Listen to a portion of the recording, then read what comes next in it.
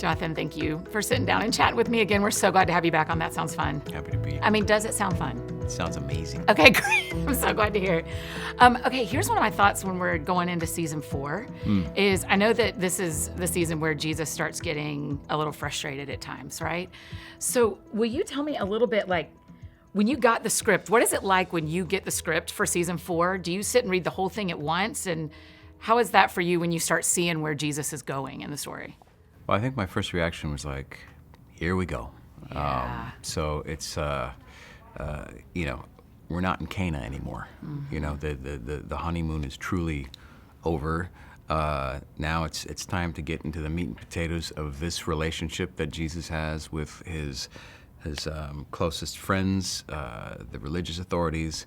So the pressure is mounting, and I think getting to read the episodes and the stories and seeing how this develops as we head inevitably towards the cross, for me was exciting and also like challenging and made me feel like, okay, this is a new color that people are going to see with Jesus. And it's for every step of the process, for me personally, it's like, Lord, just let people see what you want them to see and hear what you want them to hear from my performance. So, I leave most all of it up to Him, and I just try to represent as best I can. And I think it's this season's going to shake some people up a bit. What do you know about Jesus after season 4 that you didn't know before?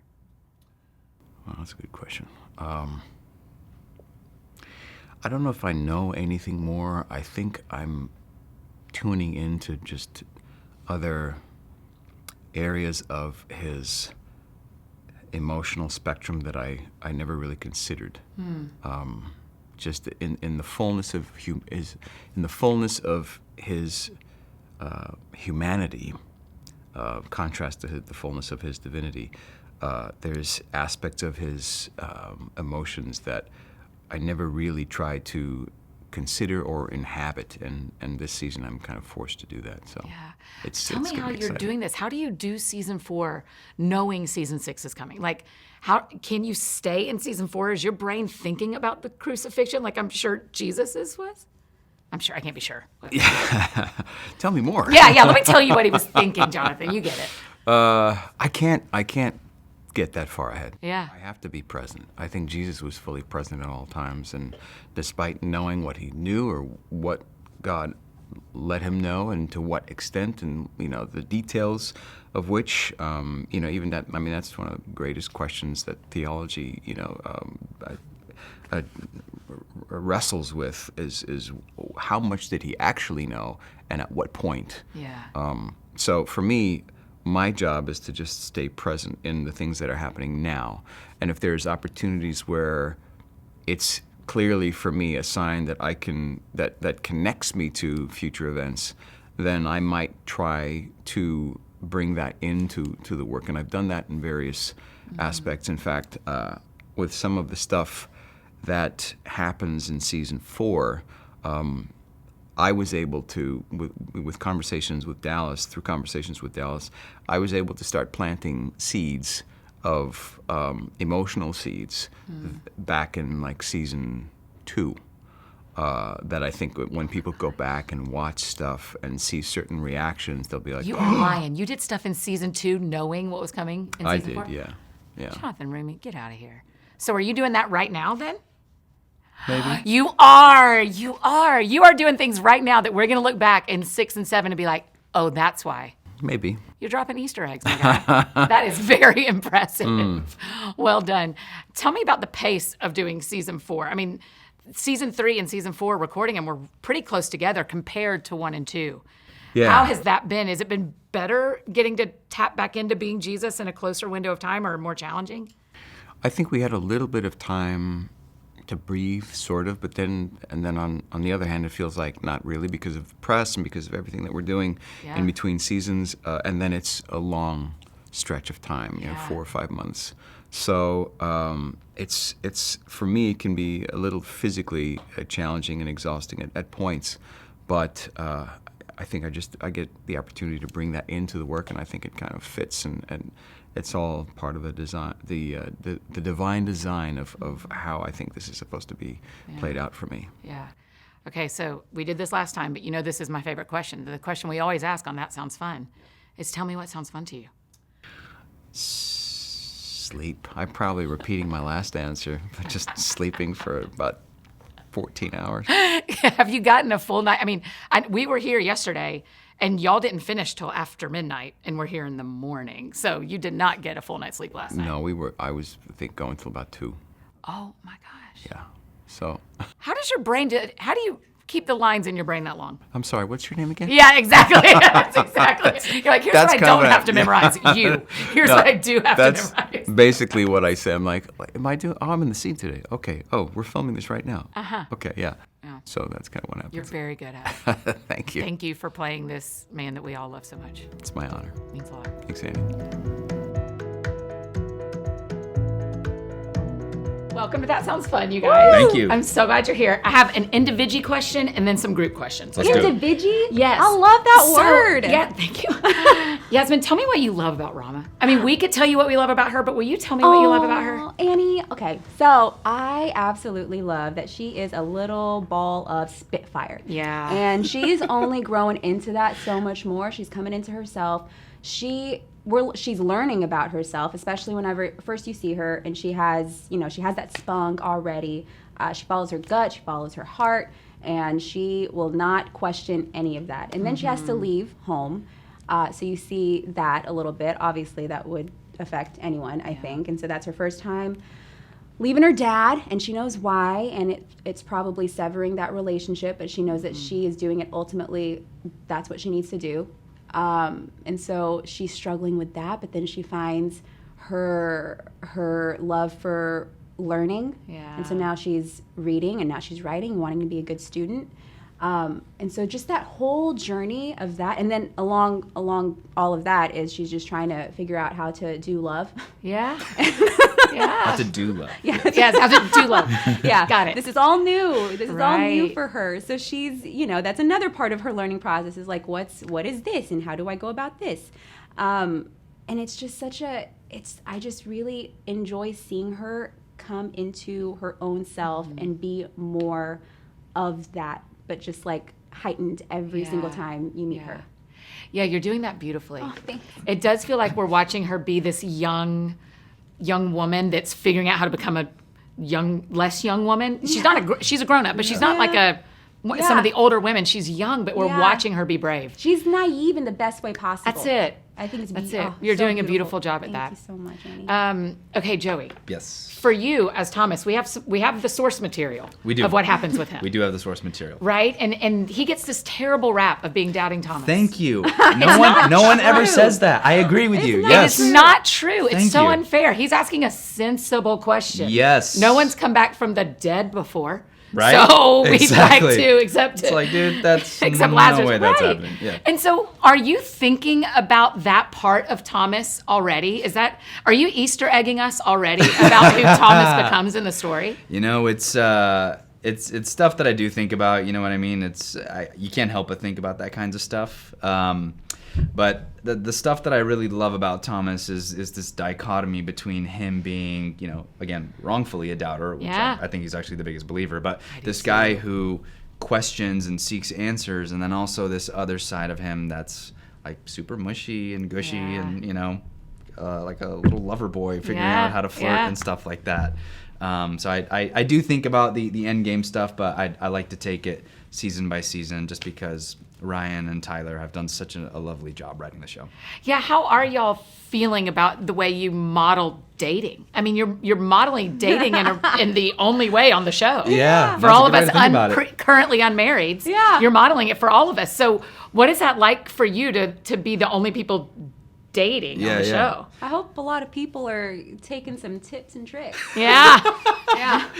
What not to If do. it worked in maybe, the first century, it'll work now. Honestly, I think it's really cool, like to add that element into the story. I never would have thought that would be something that you could bring into this type of source material. You know what I mean? Yeah. And I think it's really lovely to see it happen in such an organic and sweet way. Like it kind of, it blooms like a flower rather than just like, hey, we like each other. Okay, cool. You know what I mean? It's one of those things that slowly develops over time. And, you know, I guess maybe people can take that away, you know, let things develop. Don't feel you got to rush into stuff.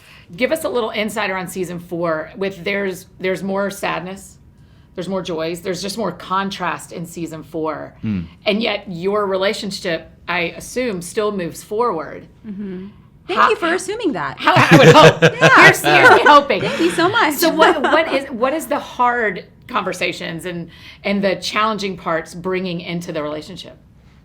The hard conversations, at least for Rama, is in season 3, you see her leave to go talk to her dad. Yeah. To you know, see how he feels about me moving forward with Thomas. So it's a lot of that conversations for my character. Those were the hard conversations. Yeah. And then when you see her come back in season 4, you see how that plays out, how it turns out. And so I guess that was like more so behind the scenes. But then I have to have the conversation with Thomas. Right. Obviously. Right. And then how we deal with it.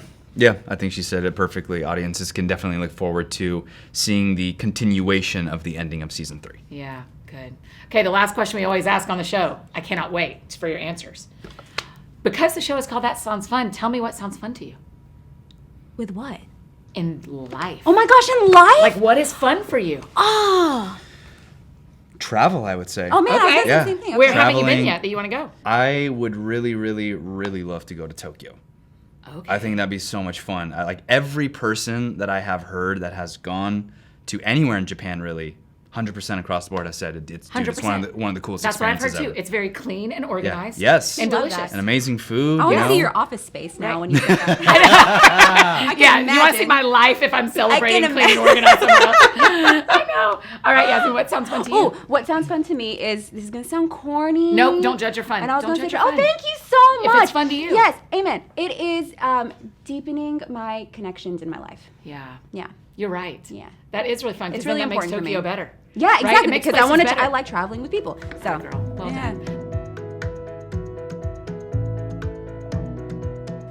Noah, welcome to That Sounds Fun. I didn't even tell you. That's the name of the podcast. Well, that's lovely. I love when it sounds fun. Doesn't that match our volume? It does. Listen, It really does. Yesterday when I was talking to our mutual friend, Brad Fogarty, he said that his sons love you because you go and play Super Smash Brothers or whatever. This with them. I do. I have to bring the heat, you know? Yeah. I can't let the kids off the hook. They need to know what it's like And to he be says challenged by a he's- real one. That's right. He says, you are the loudest one in the room when his kids are playing. This is also true. There is no lies are being told here. I love it. Well, it's fun that this is your real life volume because when we see you on the show, you aren't this loud. I mean, the anxiety of Andrew is really interesting. How did you find that to play that when your natural self is up?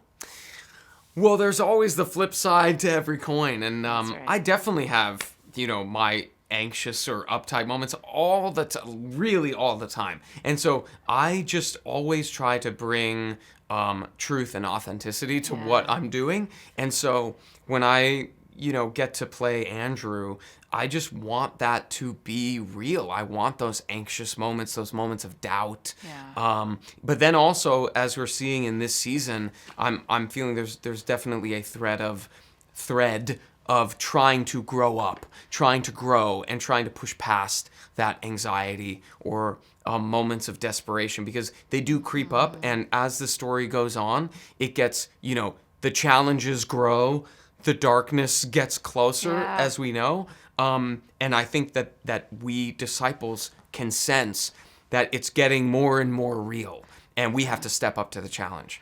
Yeah, so in the source material of the scripture, we know how Jesus responds when John the Baptist is killed. But something I've thought about a ton watching the first 3 seasons is you were his disciple first. And so as Andrew was with John the Baptist first, as we move into season 4, what's it been like for you knowing what happens to John the Baptist and how close your character was to him? That's always been something that's been on my mind, obviously, because then when you find out, you're like, I was a disciple of John the Baptist. We know how that story ends. Yeah. And so, I always knew, when I got to in season 3 go and see John in the dungeon of Herod. And trying to control and freaking out and saying, well, what can I do for you? I'm focused on you. I'm thinking about you every day. I'm praying for you every day. What can I do? And he says, you're focusing on the wrong thing. Here, you have a new rabbi. Yeah. Focus on that mission. I think that moment was a pivotal moment for Andrew, and it leads to a lot of, the beginning of the journey of growth. And so as we near some of these stories, as they get closer, as we move through the series, that's always, on my mind. How does that come out? What how does one deal with that? And thankfully, we have some of the best writers around that give us some incredible things to work with, and then we just try to meet the moment. How is it when you get the script for season 4? Do you sit and read the whole thing? Or is it like you hole yourself up in your house and you read through? Like, what was it like when you got the script for the whole season? Well, it's a lot of pages. Yeah. So I read it over the course of 2 days. I read the first 4 episodes and then the second 4. I was honestly pretty shocked. I definitely was shocked at where we go, what sort of territory we explore in the season. I sort of thought I knew roughly what was happening, but I really did not. Yeah. I didn't know, and we are planning on doing 7 seasons, so you can sort of try to chart that out in your mind.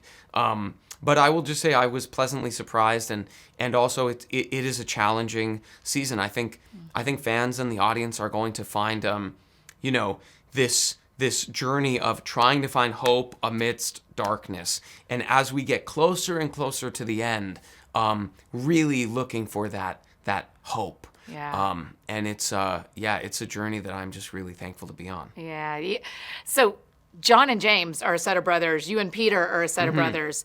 The relationships are really different. Right. How often are you interacting with Peter as a brother versus the two of them are like thick as thieves all the time, and it feels like in a really interesting way, you and Peter play like y'all disagree a little bit more than the other brothers. Is that a fair assessment? Yeah, totally. I think that we honestly like being able to work with Shahar in that way has been so fun. Yeah. Because we understand, there's love there, but oftentimes, there's disagreement amidst love. Yeah. And we really want to bring that to life, because I think people look at that and say, that is how I'm like with my sibling. We don't always get along, and we are different characters, and we are trying to reach for the same goal in giving our lives over to this, to Jesus and following him. But we have very different ways of doing it, and I think that's really exciting, seeing that sometimes butt up against each other, but there's often times where we really love and support each other, and I see truth in that. So we have so much fun, playing that out. Okay, speaking of fun, this is the last question we always ask on the show. Okay. Because the show is called That Sounds Fun, Noah, tell me what sounds fun to you. What sounds fun to me? I love, right now, I'll tell you the things that are occupying my mind, fun-wise. Survivor. Yeah? I love Survivor. I'm a big fan. This is surprising to me. I love the idea of anything competitive, I'm a fan of. Okay.